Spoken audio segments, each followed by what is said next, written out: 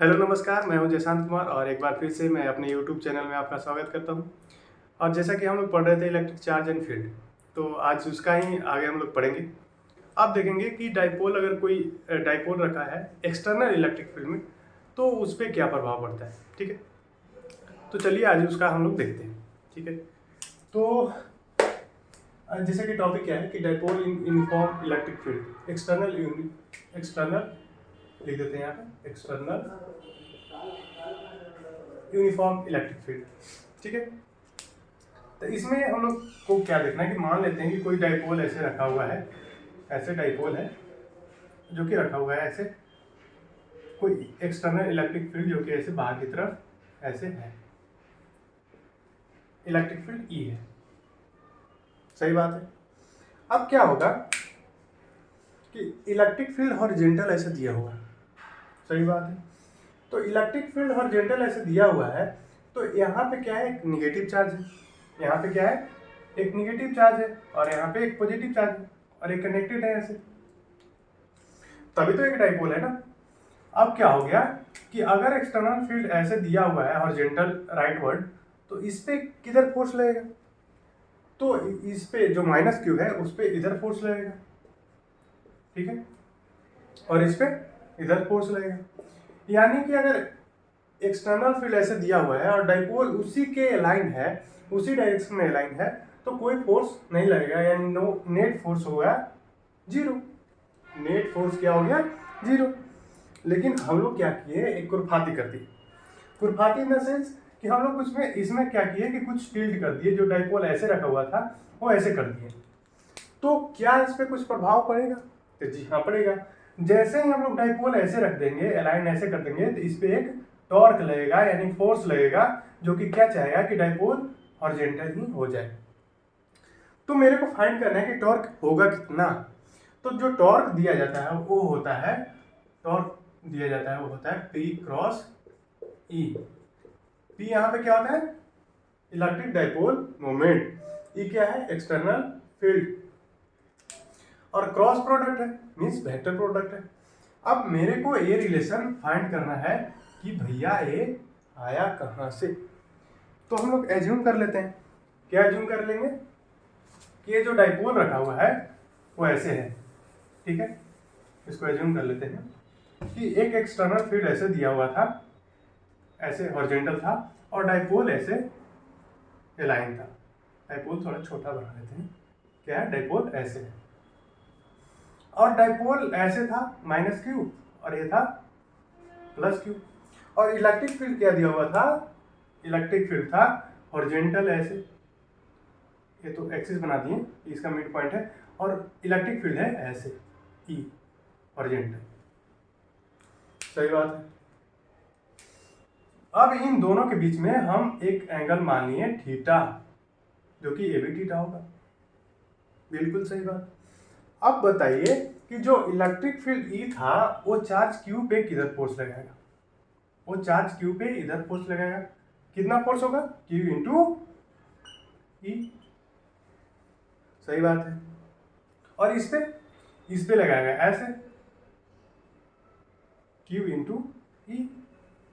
अब बताइए कि अगर मान लिया जाए कि एक यहाँ पे सेंटर है, और एक फोर्स ऐसे लग रहा है, एक फोर्स ऐसे लग रहा है, तो क्या ऐसे प्रतीत हो रहा है कि ये रोटेशन जैसा, मतलब कि एक टॉर्क लग रहा है जो कि रोटेट करने में इसको सहायता करेगा, और रोटेट करके कहाँ लेके जाएगा, इसको हॉरिजॉन्टल लेके जाएगा। क्योंकि एक फोर्स ऐसे लग रहा है, एक ऐसे लग रहा है, तो एक कपल फोर्स लग रहा है ना, जो कि इसको मोमेंट प्रोवाइड करेगा। जी बिल्कुल सही। तो जो मोमेंट प्रोवाइड कर रहा है वो क्या, कितना होगा, वही तो टॉर्क है ना, टॉर्क। तो टॉर्क हम लोग कैसे फाइंड करेंगे, तो हम लोग टॉर्क इक्वल टू क्या जानते हैं, जो टॉर्क होता है हम लोग जानते हैं आर क्रॉस एफ। इसको ऐसे भी लिख सकते हैं, आर, चाहे ऐसे लिख सकते हैं एफ इंटू आर परपेंडिकुलर, ऐसे भी लिख सकते हैं, या और आर इंटू एफ परपेंडिकुलर, ऐसे भी लिख सकते हैं। मीन्स अगर मान लेते हैं कि ये फोर्स इधर है क्यू, तो इसका परपेंडिकुलर डिस्टेंस इस पॉइंट से कितना होगा, इस पॉइंट से परपेंडिकुलर डिस्टेंस कितना होगा। तो परपेंडिकुलर डिस्टेंस, तो परपेंडिकुलर डिस्टेंस यही तो होगा ना, ये चीज। सिमिलर वे में अगर ए टॉर्क फोर्स इधर लग रहा है तो इसका परपेंडिकुलर डिस्टेंस क्या होगा, ये चीज। तो अगर मेरे को मालूम क्या है कि ये जो है ए है, यहाँ से यहाँ तक का डिस्टेंस ए है, क्योंकि जो डाइपोल है उसका लेंथ क्या है, 2a है। तो यहाँ से यहाँ तक का डिस्टेंस ए होगा और यहाँ से यहाँ तक का डिस्टेंस ए होगा, स्मॉल ए। अब मेरे को फाइंड करना है कि ये चीज, तो ए साइन थीटा हो जाएगा ये चीज। ये क्या होगा, ए इसका साइन प्रोडक्ट होगा ना, तो ए साइन थीटा होगा परपेंडिकुलर जो डिस्टेंस है, और ये भी ए साइन थीटा होगा सिमिलर। तो टोटल टॉर्क कितना आ गया, टोटल टॉर्क कितना आ गया, टॉर्क टोटल आ गया फोर्स इंटू आर परपेंडिकुलर कर दे रहे, तो फोर्स इधर लग रहा है और आर परपेंडिकुलर ए होगा यहाँ सेंटर से, ठीक है। मतलब अगर हम टॉर्क निकालना चाहें इस सेंटर पॉइंट से तो हम लोग क्या लिखेंगे, एफ इंटू आर परपेंडिकुलर, ये चीज होगा। तो F into R perpendicular, F कितना है, एफ हो गया क्यू इंटू आर परपेंडिकुलर क्या हो गया, ए साइन थीटा। लेकिन ए भी टॉर्क क्या है, ऐसे मान लिया जाए कि क्लॉकवाइज है, तो एक ए जो फोर्स लगा रहा है टॉर्क वो भी क्लॉकवाइज है, और जो ए फोर्स लगा रहा है क्यू इंटू ई ये भी क्लॉकवाइज है, तो दोनों ऐड हो जाएंगे। तो एक के वजह से क्या था, इतना था क्यू इंटू ई ए साइन थीटा, लेकिन दो है तो दो हो जाएगा, सही बात है। अब क्या देखना है, अब क्या होगा, अब यहां से हम लोग कलाकारी करते हैं। अब लिख लेते हैं हम लोग क्या, 2q इंटू, ऐसे लिख लेते हैं q, ऐसे लिख लेते हैं q इंटू 2a इंटू ई साइन थीटा। अब एक चीज बताइए कि q इंटू 2a क्या होगा, यही तो होता है डाइपोल ना, तो ए पी लिख देंगे, डाइपोल मोमेंट होता है, इंटू ई साइन थीटा। अब इसका मतलब क्या होता है, इसका मतलब होता है P क्रॉस E, ठीक है, क्या होता है P क्रॉस E, जो कि टॉर्क देता है, टोटल टॉर्क। तो अगर कोई डाइपोल अगर हॉरिजॉन्टल इलेक्ट्रिक फील्ड में हॉरिजॉन्टली रखा गया है तो उसमें टॉर्क नहीं लगता है, अगर जैसे हम कुछ रोटेट करते हैं ऐसे तो उस पर टॉर्क लगने लगता है, जो कि दिया जाता है torque equal to P cross E, ठीक है। इसका मीनिंग क्या होता है, पी साइन थीटा, जो कि ऊपर है लिख देते हैं फिर से, पी साइन थीटा। और थीटा क्या होता है, एंगल बिटवीन इलेक्ट्रिक फील्ड और टॉर्क का जो टॉर्क करें डाइपोल का जो डायरेक्शन है उससे कितना एंगल बना रहा है, ठीक है। तो ये चीज आ गया। अब एक बात बताइए कि जो इलेक्ट्रिक फील्ड है ना, ये है conservative force of electric field, क्या बोले हम कि जो इलेक्ट्रिक फील्ड है वो क्या है, कंजर्वेटिव फोर्स फील्ड है। मींस अगर जो भी हम काम करें, मींस हम क्या किए कि ऐसे हॉरिजॉन्टल पहले लाइन था डाइपोल, अब उसको रोटेट किए, तो कुछ काम किए होंगे तभी तो रोटेट होकर ऊपर गया। तो जब भी हम रोटेट करते हैं ना, जब भी कोई फोर्स लगा करके हम वर्क करते हैं कंजर्वेटिव फोर्स फील्ड में, तो वो पोटेंशियल एनर्जी में वर्क कन्वर्ट हो जाता है।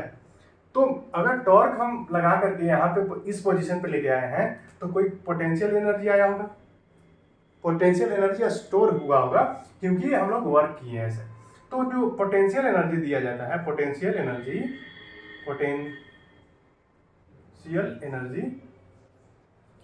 वो क्या होता है, यू से ऐसे डिनोट करते हैं, वो होता है माइनस पी डॉट ई, ठीक है।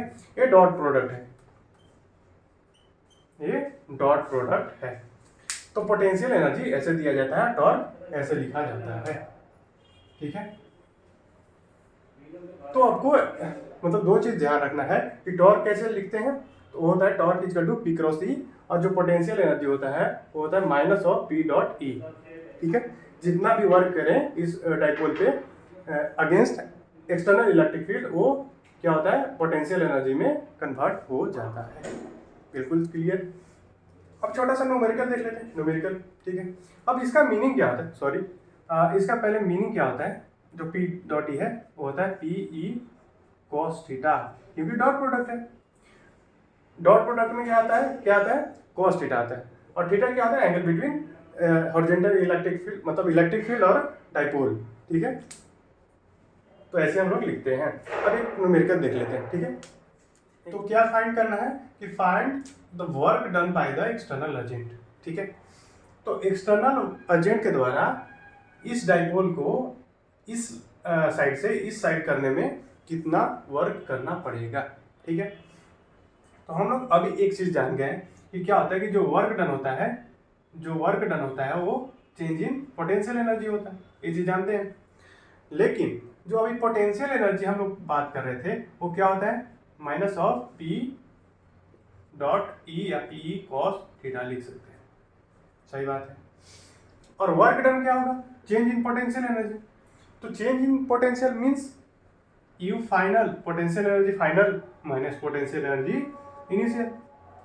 अब बताइए कि जब इस डायरेक्शन में ऐसे था डाइपोल, तो इलेक्ट्रिक फील्ड और डाइपोल के बीच में कितना एंगल था, वो था 0 डिग्री, ऐसे लाइन था। अगर वही चीज हम ऐसे पलट दें तो जो डाइपोल मोमेंट का जो डायरेक्शन होगा वो कितना इधर हो जाएगा और इलेक्ट्रिक फील्ड उधर था, तो दोनों के बीच में 180 हो गया। तो हम लोग कह सकते हैं क्या कि जो पी फाइनल होगा वो क्या होगा, माइनस ऑफ पी ई। ठीक है, वो क्या होगा, कॉस ऑफ 180। सही बात है।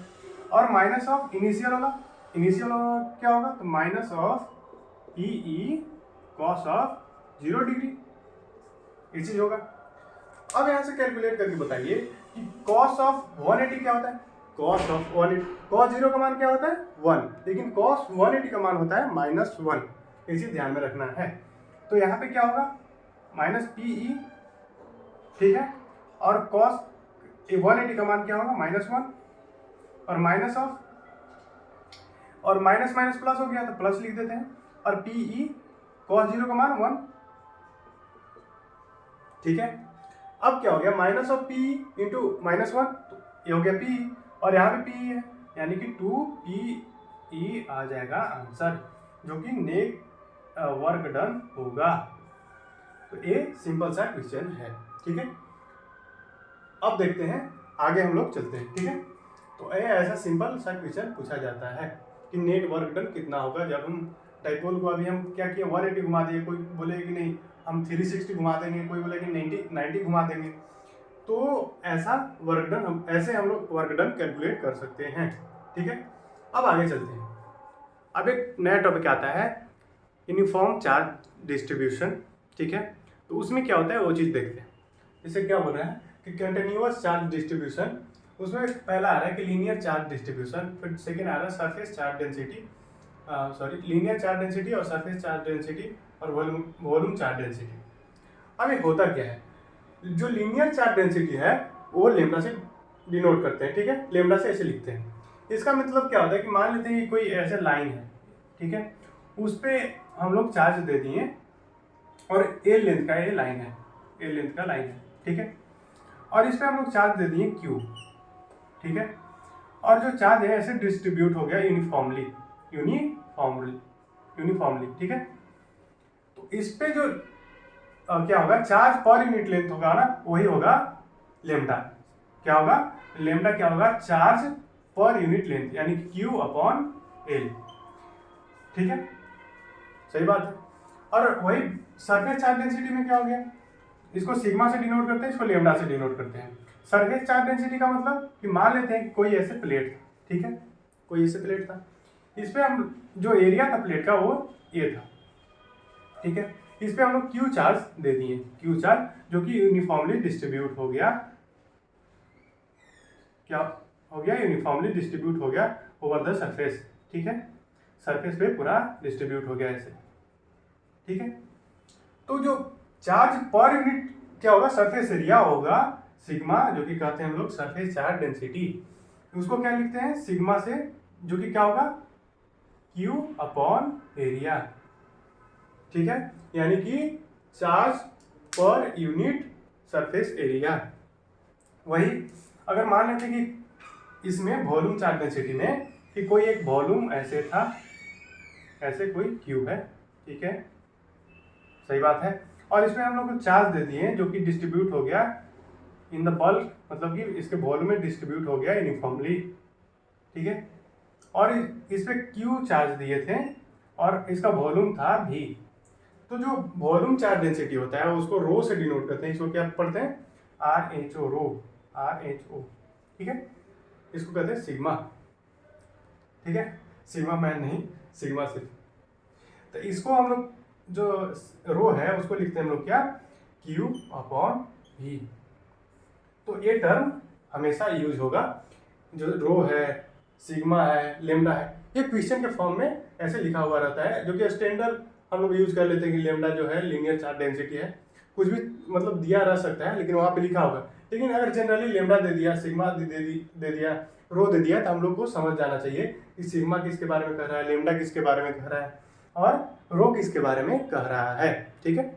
अब हम लोग आगे बढ़ते हैं, ठीक है, ये चीज़ हम लोग देख लिए, ठीक है। अब क्या होगा, यहाँ से एक इंटरेस्टिंग टॉपिक का स्टार्ट होगा जो कि हम लोग पढ़ेंगे गॉस लॉ, और गॉस लॉ का एप्लीकेशन देखेंगे, ठीक है। और गॉस लॉ से एप्लीकेशन से हम लोग सारे मतलब जो बॉडी होते हैं उसे इलेक्ट्रिक फील्ड क्या होगा, कितना दूरी पर क्या होगा, ठीक है, वो चीज़ इलेक्ट्रिक फील्ड हम लोग निकालेंगे। तो गॉस लॉ का एप्लीकेशन देखेंगे और गॉस लॉ पढ़ेंगे, और गॉस लॉ क्या कहता है वो चीज़ हम लोग पढ़ेंगे, ठीक है। तो आता है पहला Gauss law, Gauss law, Gauss law सही है ना, ठीक है, गॉस लॉ लिखा हुआ सही है। अब गॉस लॉ क्या कहता है कि अगर कोई भी बॉडी है ना, कोई मान लेते हैं कि सर्कुलर बॉडी है ऐसे, ठीक है, स्फेरिकल बॉडी है, सर्कुलर नहीं है, सर्कुलर तक 2D में होगा ना, ये स्फेरिकल है, ठीक है। अगर स्फेरिकल ऐसे बॉडी है जो कि हॉलो है, अगर इसमें हम लोग क्यू चार्ज रख दें ऐसे, सही बात है, तो जो नेट फ्लक्स होगा ना through the surface, total surface से जो नेट फ्लक्स होगा, फ्लक्स नेट, वो क्या हो जाएगा, Q अपॉन एप्सिलॉन नॉट। ये गॉस भैया कहते हैं, लेकिन इसका हम लोग प्रूफ देखेंगे कि ये आया कैसे, ठीक है। तो बताइए कि जो हम लोग क्या पढ़े थे कि अगर कोई चार्ज Q है, इसका प्रूफ देख रहे हैं। अब कोई चार्ज Q है तो इसे इलेक्ट्रिक फील्ड क्या निकलता है, चारों तरफ मतलब 3D में निकलता है इलेक्ट्रिक फील्ड, अपवर्ड, इधर इधर, डाउनवर्ड, आगे, और फिर इसके बैक में, तो इसके चारों तरफ क्या होता है, इलेक्ट्रिक फील्ड निकलता है।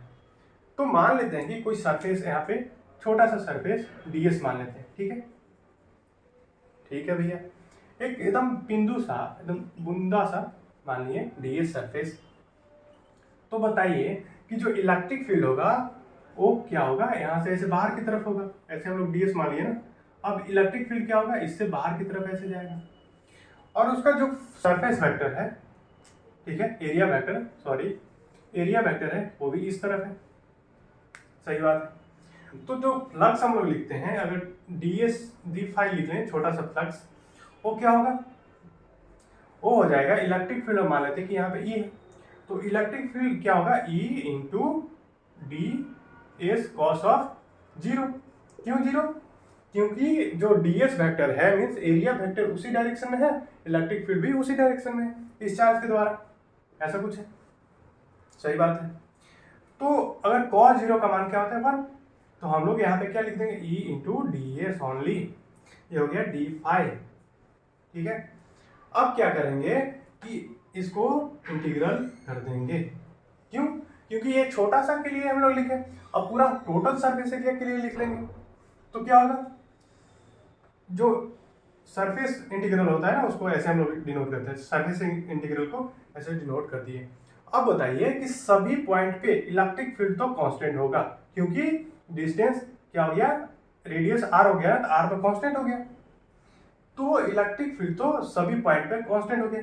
लेकिन ds को इंटीग्रेट करेंगे तो E क्या हो गया, कांस्टेंट, E बाहर आ जाएगा, और इसको इंटीग्रल किए तो क्या हो गया, d फाई को फाई आ गया, d फाई को इंटीग्रेट किए तो फाई आ गया।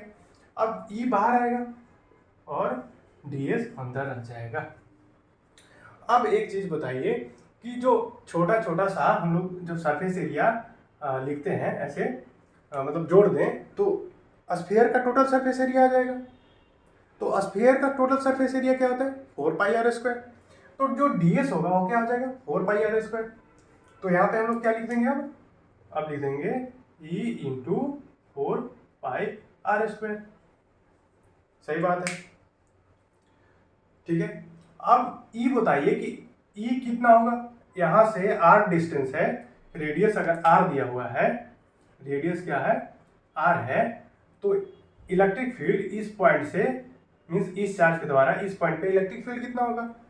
तो इलेक्ट्रिक फील्ड हो जाएगा k q upon r² into 4πr²।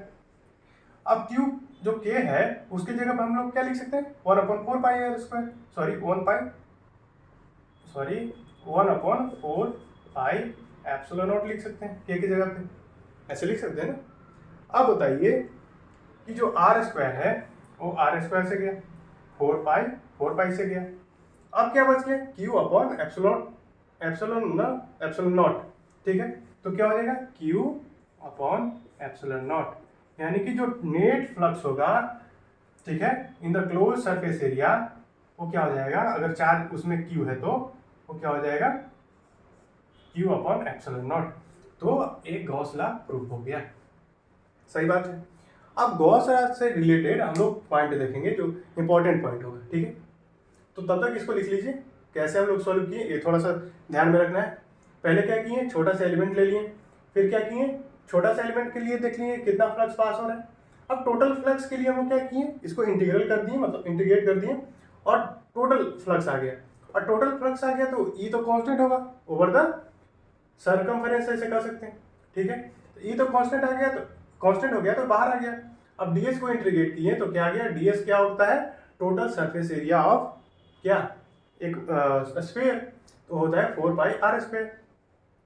अब ई को क्या हम लोग लिख दिए 1/4πε0, ठीक है। और क्यू था 4πε0 इंटू क्यू अपॉन r², और ये 4πr² टोटल सरफेस एरिया।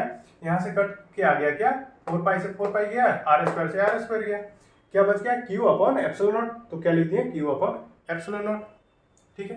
तो इसी ध्यान रखना है। अब नोट पॉइंट देखेंगे, ठीक है। इससे रिलेटेड हम लोग नोट पॉइंट देखेंगे कि इससे रिलेटेड क्या क्या चीजें होती है, ठीक है। तब तक इसको लिख लीजिए। अब नोट पॉइंट में क्या आता है कि जो गॉस लॉ है, पहला पॉइंट क्या है कि जो गॉस लॉ है is truly for the close surface, ठीक है। और no matter the what is the shape and size, ठीक है। मतलब क्या बोल रहा है कि जो गॉस लॉ है वो क्लोज सरफेस के लिए एप्लीकेबल है, ठीक है। और वो सरफेस कैसा भी हो बस क्लोज हो, ऐसा ना कि एकदम स्फेरिकल ही होना चाहिए, ऐसे भी हो सकता है, ठीक है। ऐसे मतलब गॉस लॉ अप्लाई होता है फर्स्ट कि मतलब रेंडम कोई भी शेप साइज हो तो किसी के लिए भी अप्लाई होता है गॉस लॉ, ठीक है। और जो दूसरा पॉइंट है वो क्या है, दूसरा पॉइंट वो क्या बोल रहा है कि जो total flux through the close surface है वो गिवन है, ठीक है, Q in upon epsilon not, where Q in क्या है कि जो टोटल चार्ज है इनक्लोज इनसाइड मीन्स उस जो गॉसियन सरफेस है, ठीक है। पहले एक टर्म आया गॉसियन सरफेस, तो गॉसियन सरफेस क्या है कि वैसा सरफेस जो गॉस लॉ अप्लाई होता है। जैसे मान लेते हैं कि कोई चार्ज क्यू था, ठीक है, और एक ऐसा सरफेस मान लिए जिससे कि हम लोग फ्लक्स निकाल रहे हैं, तो एक गॉसियन सरफेस एक चीज कहलाता है। इसको क्या कहते हैं गॉसियन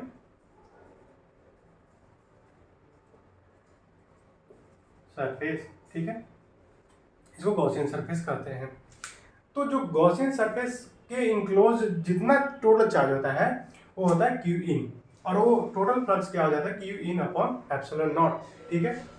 तो अब देखना है कि जो अब मान लेते हैं कि कोई चार्ज सरफेस ऐसा था, उसमें क्या था Q1 भी था, ठीक है, यहाँ पे Q2 भी था यहाँ पे, ठीक है, और Q3 भी था। तो Q in क्या हो जाएगा, Q in हो जाएगा Q1 plus Q2, sorry small था ना पहले तो स्मॉल ही लिखेंगे, Q1 plus Q2 plus Q3, ठीक है। तो जो टोटल फ्लक्स होगा वो हो जाएगा Q1 plus Q2 plus Q3 upon epsilon not, ठीक है। तो पॉइंट नंबर 2 ये चीज बता रहा है। अब क्या बोल रहा है, थर्ड पॉइंट, वो बोल रहा है कि flux through close surface does not include the charge outside the surface, ठीक है। ये चीज क्या बता रहा है, तो मान लेते हैं यहाँ पे बता देते हैं गॉसियन सरफेस था ना ये, ठीक है। अब यहाँ पे मान लेते हैं कि ऐसा एक क्लोज सरफेस था, ठीक है, क्लोज है, सही बात है। अब इसमें हम लोग एक चार्ज ले लिए Q1, Q2 और यहाँ पे ले लिए Q3 बाहर, इस सरफेस के बाहर।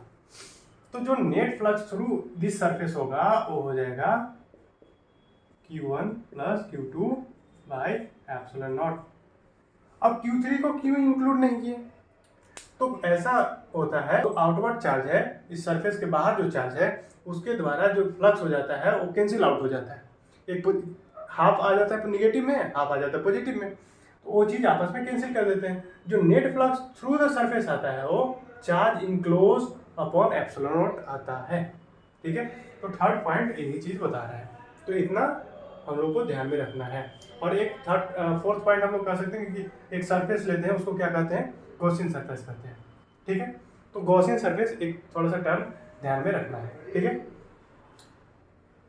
तो आज के लिए इतना ही, और मिलते हैं अगले क्लास में, ठीक है। और लगभग इसके बाद मतलब एप्लीकेशन ऑफ गॉस लॉ है, और उसके बाद हम लोग का चैप्टर 1 खत्म हो जाएगा, और आप लोग PYQ सॉल्व कर सकते हैं, चाहे वो नीट का हो, बोर्ड का हो या JEE का हो, ठीक है।